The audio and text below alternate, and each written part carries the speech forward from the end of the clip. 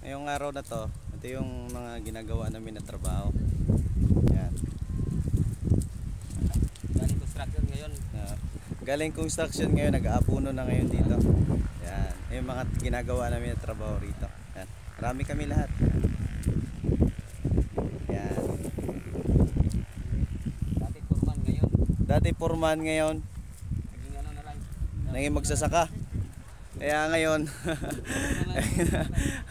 yung iba nagko-construction ngayon, nag-aabuno na. Yan. Yan yung mga ginagawa namin dito. Kasi tapos ng tamnan ngayon, aabunuan na namin kasi tumubo na eh.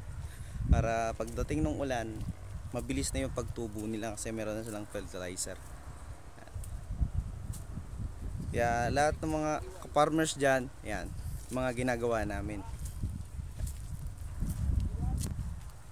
Yan, ayan sila. Ayan sila lahat. Yan. Ito yung proseso kung paano mag-apply ng fertilizer sa tubo. Ganito po ang proseso dito sa amin. Yan. Pagkatapos nitong abunuhan, ngayon aararuin naman to, tatabunan. Para yung mismong tubo lang yung maka-produce ng fertilizer.